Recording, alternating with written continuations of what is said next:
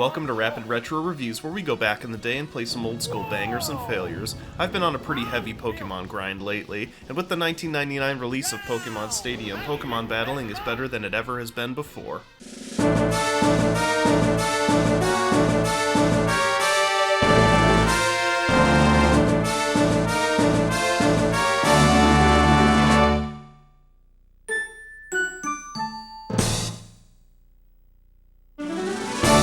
Although Pokemon Snap was the first time we saw the original Pokemon sprites rendered to 64-bit, Pokemon Stadium was the first time you could see all 151 original Pokemon battle on the Nintendo 64.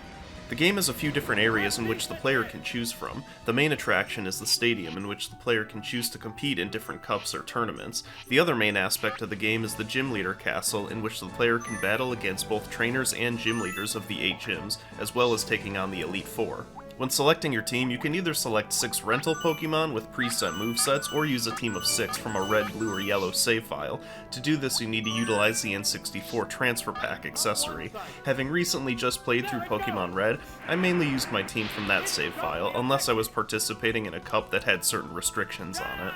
I found it was a lot more enjoyable using my own team when taking on the Gym Leader Castle, as opposed to using rentals. Completing the Gym Leader Castle is no easy task at all, and on multiple occasions I had to go back to my Pokemon Red save file to modify my team's movesets. You can complete the Gym Leader Castle with rentals, but it is really difficult, and if you don't have a red, blue, or yellow save file available, or you don't have a transfer pack, renting is really your only choice. Once your team is chosen, prior to battling, you are shown the opponent's team. Then you must choose 3 Pokemon from your team to use in the upcoming battles. This is similar to how ranked play works in modern Pokemon games. I'm guessing they made the battles 3-on-3 because the battles are a bit slower than they are in the Game Boy games, and a 6-on-6 match would drag on for a long time. Just look how long this one turn takes. The battles are pretty fun, and the graphics have actually held up fairly well for an N64 game. Usually N64 graphics age like shit, but this game holds up pretty well, and that goes for pretty much all the N64 Pokemon games. The Pokemon rendered in 64-bit look really good, and all the Pokemon have their own unique movements and animations. The move animations look great as well, especially when compared to the Game Boy versions. There's a couple other cool features in the game as well. You can actually play your Pokemon Red, Blue, or Yellow save files on your TV using the transfer pack. Nowadays, that's not really an uncommon thing, but back in 1999, the only other way to play your Pokemon games on the TV was to use a Super Game Boy on your Super Nintendo.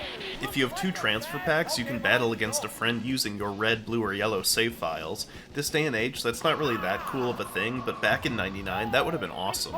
Now, we can't talk about Pokémon Stadium without discussing the best part of the game, the minigames. This is the main reason I still fire up Pokémon Stadium to this day. The minigames support 4-player multiplayer and have 9 games to choose from. Most of them are good. My personal favorite is Clefairy Says, where you need to copy Clefairy's movements, but don't mess up or else you'll get bopped on the head. And this gets pretty difficult too. Right up, right down, left up, down, fuck.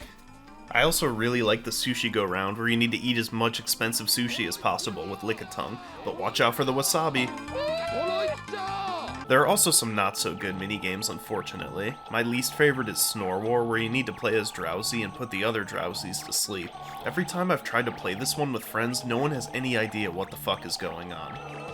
The Magikarp game is kinda lame as well. You just jump up and hit these counters. That's it. Fortunately, the majority of the games are pretty fun, and they're a blast to play with a group of 4. My rating of Pokemon Stadium is a 7 out of 10. Honestly, the main game is fun, but the battles in the Gym Leader Tower and Stadium Cup seem to drag on. It gets kinda boring just battling over and over with no progression to your team like in the mainline games. I kinda saw the game almost as like a DLC to Red, Blue, and Yellow. Like you beat those games and now you get to put your team up to a final challenge. The single player modes are definitely best experienced in conjunction with the mainline games. The addition of the minigames adds such a great multiplayer experience that it makes the entirety of the game so much better. Altogether, the game as a whole is a great addition to anyone's N64 library. Congratulations! You cleared the Gym Leader Castle! Thanks for watching this episode of Rapid Retro Reviews. If you enjoyed, please be sure to drop a like and hit that subscribe button to join the Nasty Nation. I'll see you guys on the next one.